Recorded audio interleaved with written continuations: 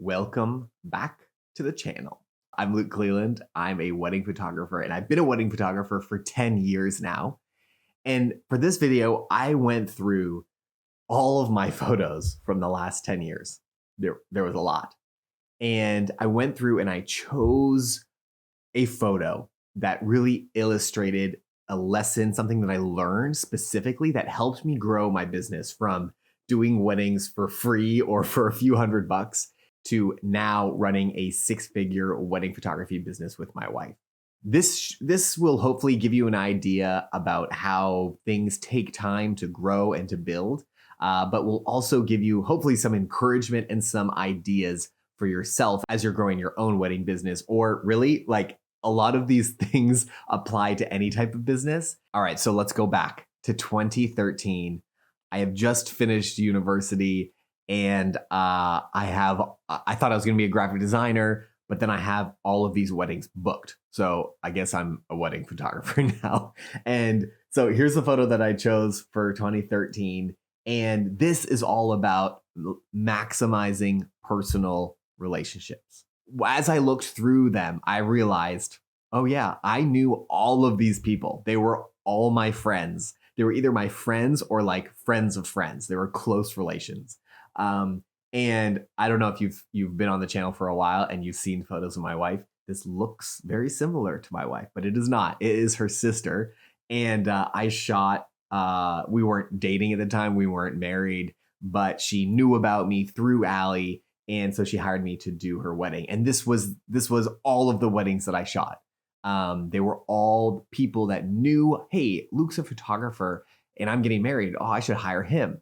And I made sure I didn't necessarily do this purposefully, but I did it through Facebook. I just loved sharing my photos and I loved taking photos. So everyone knew that I was a photographer. And from that was really the basis of building my wedding photography business. Okay, so let's go to 2014. Oh wait, actually, I got two other photos from 2013. That's these two because, oh man, the orange editing of 2013. I don't know any wedding photographers out there or any photographers that have been like shooting for a while. 2013 was a year. I feel like I just edited everything so orange and it was so heavily edited, which was, at least at the time, it was very cool. It was very cool to edit like that. Okay, so 2014. I chose this photo because this was a wedding shot in Florida, just outside of Orlando.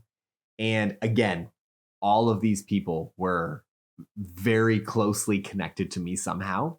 But the reason I chose this photo was because it was in Florida. And in 2014 specifically, I traveled to so many places. I was living in the US at the time, and I traveled to so many places. I put a list down. I was flying to South Carolina, Florida, Pennsylvania, Maryland, New Hampshire, Indiana, New York, Detroit, and then London, England. And okay, you might look at that list and be like, wow, that's like people are flying you all over the US to shoot their wedding.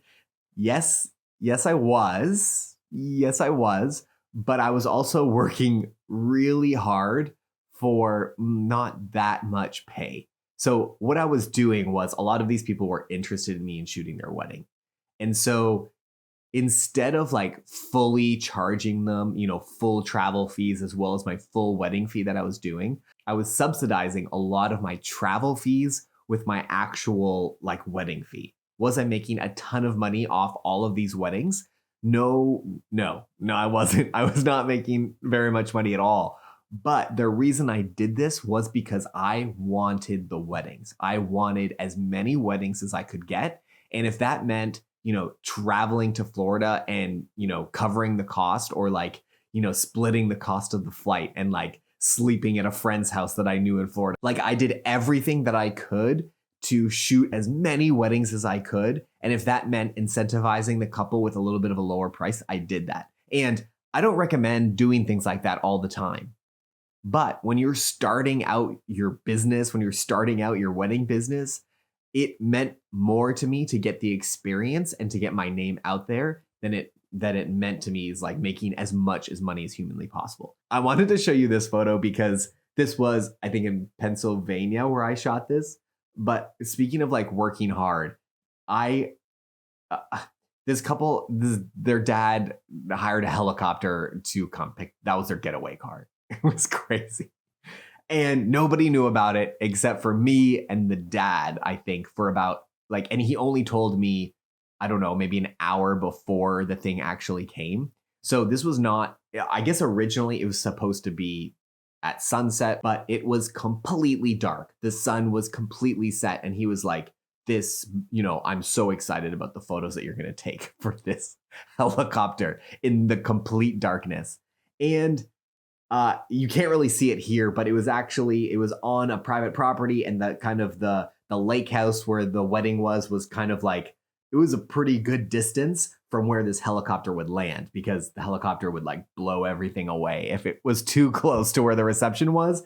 So, the helicopter came down, and I remember having like, I don't know, 10 minutes to like figure out how I was going to shoot this helicopter and a bride in just the complete darkness.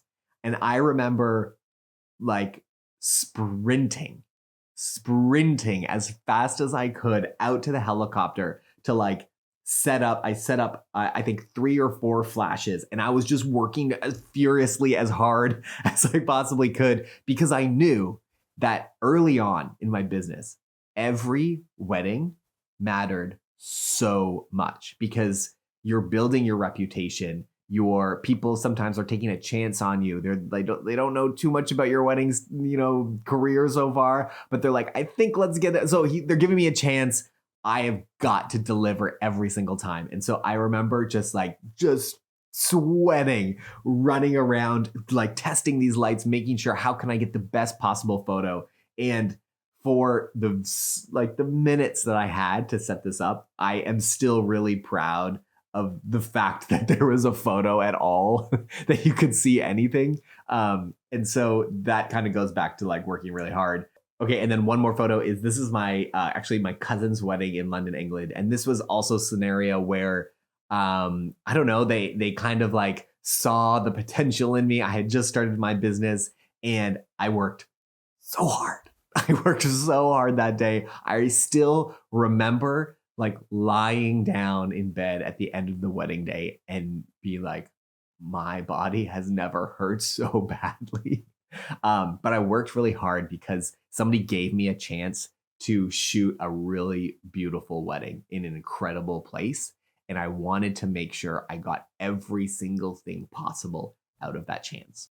Okay, so 2015, things started to expand out a little bit. Now it wasn't so like, I was still shooting people that I knew, but it was starting to ripple out a little bit more. And now I was shooting a friend of a friend of a friend.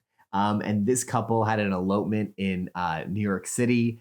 And I'll show you one more photo here. And they flew me out to New York to shoot this elopement. The thing that I was able to do at that point in my career was able to really refine my style. Because I had done all that work at like, working as hard as possible, making sure everybody knew I was a photographer, that started to build into, okay, I was getting weddings and it was becoming a little easier, and I was getting a broader type of client, and I was getting friends of friends of friends. And so now was the time to really even work more, focus more on my style, focus on how I was really shooting each wedding and how I could really improve on those things. And I feel shooting this wedding in New York really gave me the opportunity to show what I could really do on a style level. Okay, so 2016 was the year that my hard work started to pay off.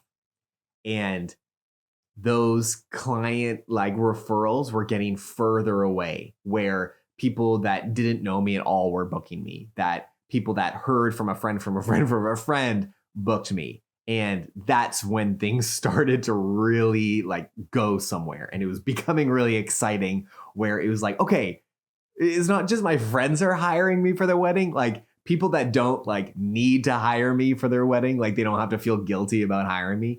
They're actually hiring me. And I was starting to really feel like a legitimate photographer, a legitimate, person running a business. That's where I shot this wedding in Toronto. This was a wedding at the Royal Canadian Yacht Club, which was just an incredible, one of my favorite venues in Toronto. Still to this day, I love shooting there. And also this wedding, these were friends of mine, but they actually got married in Guam. And it was not a cheap scenario to fly me out to Guam and to pay me to shoot the wedding. And so some experiences like that really kind of solidified and gave me confidence in, okay, I'm not just shooting, my friends' weddings, even though I was still shooting some friends, but people are hiring me for my actual work. They're not hiring me because I'm cheap. They're not hiring me because I'm giving them free travel, like all of these things. They're hiring me because they want me to photograph their wedding. And that just built so much confidence in the direction that I was going. In 2017, I chose this photo. This wedding I chose because it was in either January or February. There was a massive snowstorm that day. It was so bad that a lot of the guests to the wedding were like 30, 40 minutes late because it was such a bad snowstorm. And this is when I started to learn that I don't need that much time to get great photos. And actually, maybe it wasn't that lesson first. It was, I need to get photos in a short amount of time for my clients' health and safety. Like, it was so cold that we had to, and they wanted some photos outside, that I had to work quickly because we could only survive being outside for a few moments at a time. And so we would literally go out, I would shoot for like a minute, and then we'd go back inside and be like try to feel our fingers again. And that experience, and I feel like that happened a few times, that year, where I had these situations where I had to take photos quicker than I normally did.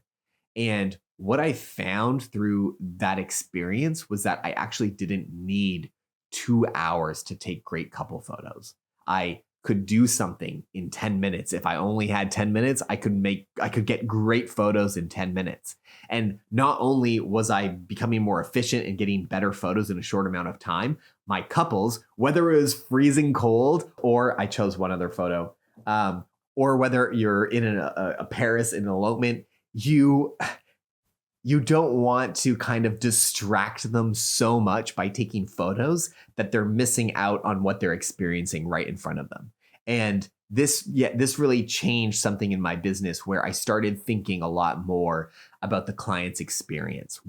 How are they actually experiencing their wedding day? And my primary thoughts were not always just like, how am I going to take this photo? How am I going to take this photo? How am I going to take this photo?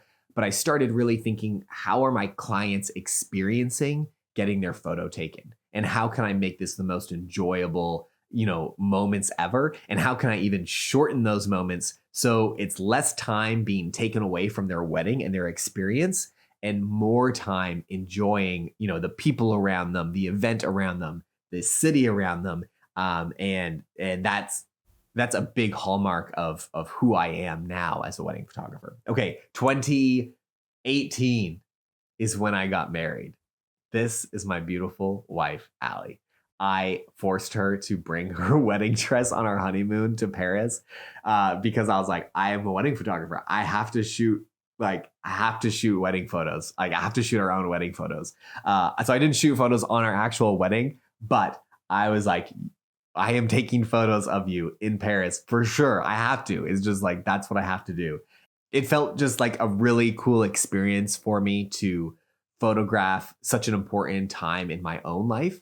And not only photographing Allie in Paris, but also getting married myself and experiencing having a wedding photographer take our own photos changed the game for me because I literally experienced what it was like to get married, how important it is, how special it is, how like a once in a lifetime experience it is, and how important a good wedding photographer is. It really made me realize what an honor and a privilege it is to be a wedding photographer. Like, people pull you into their life for this one moment that's super important, and it's not something to be taken lightly. It's significant and the coolest job ever. Okay, 2019. There's another photo of Allie. I know this is not a wedding photo, but this was either my first or second roll of film on my Contax 645 when I really started shifting towards shooting film on wedding days. And this opened up a whole new world for wedding photography for me. It really helped me see wedding photography in a fundamentally new way. Up to this point, I had been brought in to take photos. I had been brought in to like bring a camera and like capture everything that was happening. And when I started using film and I started, changing my whole process and how I was approaching shooting weddings, it changed something in my mind to where I was no longer just like the person hitting the shutter on the camera where you could like replace that with anyone. I was allowing myself to be an artist. I was allowing myself and other people started seeing me as someone who was interpreting the wedding day, was seeing it and not just like seeing what happened, but creating art with what happened.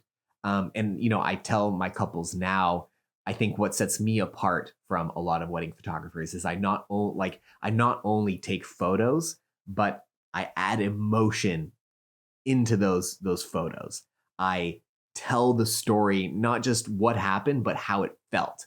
2020, when the world shut down. It was a rough day. It was a rough day for wedding photographers. There was like one point where I had no jobs for I think 6 months. I made zero income. And the thing that I really learned and was really like, I cannot emphasize how important this aspect was for my business. And that's that I had no debt. I had worked really hard before I got married to make sure that I had paid off my student loans and I didn't have any debt left. And that sucked. That was really hard to do. And I had no life for like 2 years to do that. I listened to a guy called Dave Ramsey and I paid off all my debt and I like had no life for 2 years. But in 2020, that is the only reason I'm still in business today is because I had no debt. I just had cash. And when it hit the fan and I didn't have any weddings and all the weddings were being postponed to like who knows when, I was stressed, but I wasn't that stressed because our costs were so low. We had no debt. And like looking back at that now, if I still had those student loans, I don't know how I could have still like be a wedding photographer. And so I'd really encourage you. I always really discourage anyone to go into debt to start a wedding business. Like for sure. I think that's the worst idea ever. Don't go into debt to pay for a camera. Don't like do payment plans for your cameras because it changes things as an artist. And that's how I see, shooting weddings, being a wedding photographer as an artist. It's really hard to feel free and to be an artist when you have like payments, like like hovering over you, when you feel like I have to take this job because if I don't take this job, I can't pay for the camera that I have. So yeah, don't take on debt, get out of debt as fast as you can. Anyways, I didn't really talk about this photo much, but this was in 2020. This was in one of those times where, you could have weddings. I just remember feeling so excited to shoot this wedding, to get back into it.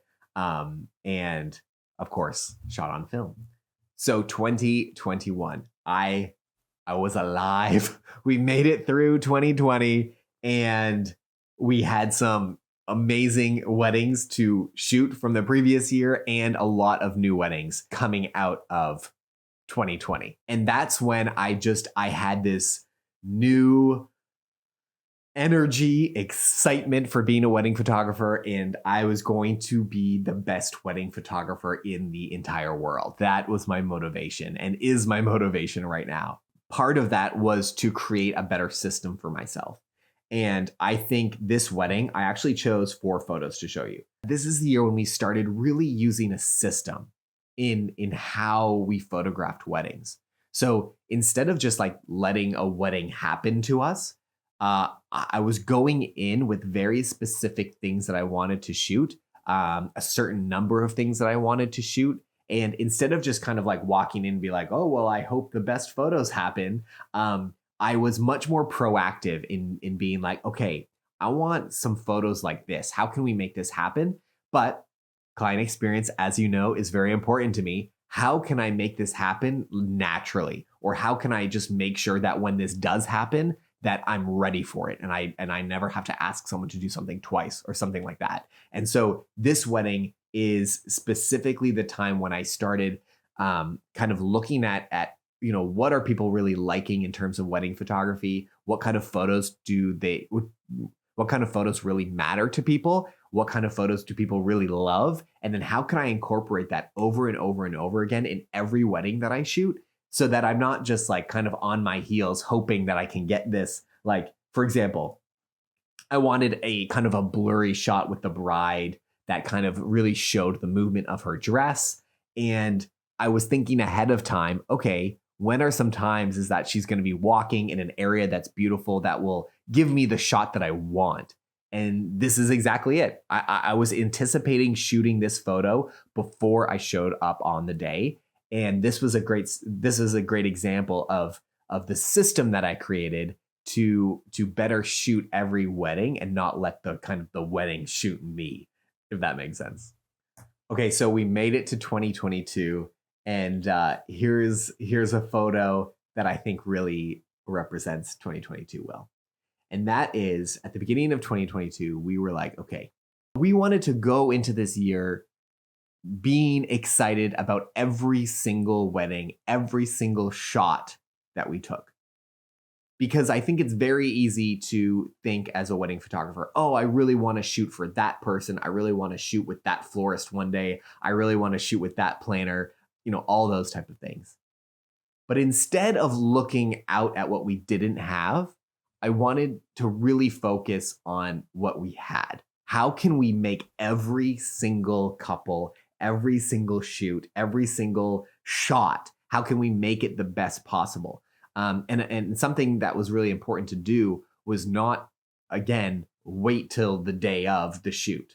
So for example, this was a great example where Ali specifically gave a bunch of advice ahead of time in terms of like what to wear, the styling of the shoot, where we were going to shoot, all of those things. We put a ton of work and time into the shoot before the shoot to make sure that every single wedding we shot, they had as many resources as possible to make it, look good as possible, that they were comfortable, that they were enjoying it.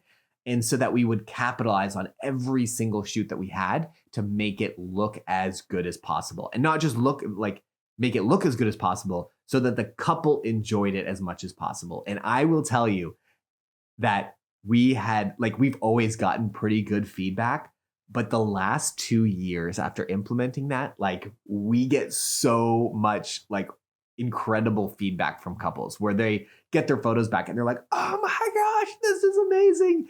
And while I've had that before, there was a noticeable uptick in the last few years of just people being so excited because of the extra work that we put in ahead of time before the shoot to make sure everything went as good as possible. One other thing that I will say as well, and that's, how do I say this? I think it's easy when you get, a really beautiful, exciting wedding and they wanted you to photograph it. I think it's easy to be like, oh, wow, they want me to photograph this wedding. It's so beautiful. And instead of, I don't know, thinking about yourself, instead of thinking about how great you are and how awesome you are because these people hired you, going back to just how can I make every wedding as beautiful as possible? And instead of thinking about myself in those scenarios, we really focusing on okay, we have this beautiful wedding that we're really excited to shoot. How can we make it even better? How can I make sure every single angle, every single shoot, how can I just work as hard as possible, plan as much as possible so that these are the best photos that they've ever seen? And doing that, it was, I'll say, a really great results from doing that. This is an example of this shot specific. This kind of combines a couple things of what I've talked about over the years so far, like making it a good experience. Like this couple was coming up there. They wanted to like be away a little bit before the ceremony started. So I needed to make this photo done really quickly. So I made sure that I was set up ready to go. So it was a very quick photo. I also had this planned ahead of time. Oh, I want a photo with the couple with their ceremony because I know that like the florist has put a lot of hard work into it. The planner, the bride put a lot of hard work into planning this whole thing. So I want to get, a reception shot with them. I had all those things planned ahead of time in order to get this photo. Okay, 2023. This is a year that I've learned to trust my gut. I've been doing this for a long time. I learned a lot of things. And if you find yourself being, an experienced wedding photographer, and if you're the type of person that can easily second guess your choices and what you do, there's a time to listen to other people. Of course, you always want to listen to people. But there's also a time to trust your gut. And, this wedding, there was like a DJ that was not a DJ. There was a sound person that was like kind of at the edge of the aisle here. And I felt, and he was totally set up and had all this stuff set up. And I came in and I was like, my gut was like, that needs to move. And I kind of like toyed back and forth. Do I say something? Do I not say something? I don't want to kind of like be that guy that's like, but my gut was like, this has got to move.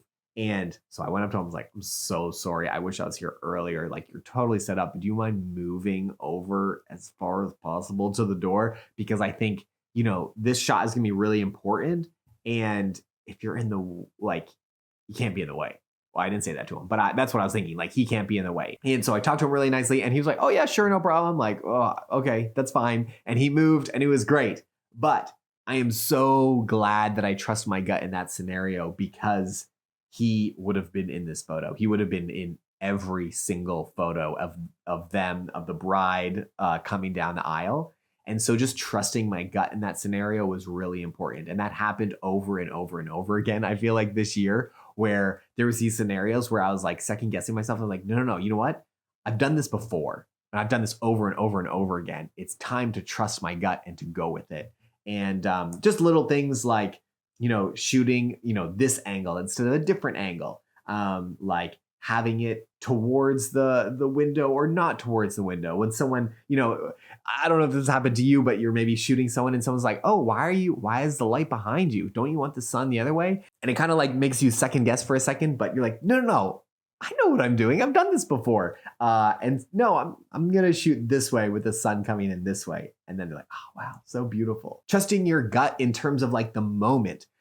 This shot, I had this instinct that like these people were going to do like a really beautiful cheers. And so I just like ran over, I waited and then shot it. And then boom, it was perfect because there was like one of each of different type of drinks all at one time. Trusting my gut and shooting in the way that my inner experience is telling me. Something like this was to bring a light with me. So I brought an LED into the room just to pop up the light a little bit. And that made a huge difference. And this photo, I just wanted to show you because it was beautiful. And I don't really have a lesson from this. I just wanted to show you because I thought it was beautiful and one of my favorite photos from this year. So there's 10-ish photos from 10 years of being a wedding photographer. And I'm kind of excited to do the next 10-year video. Like, who knows what I'm going to learn in the next 10 years.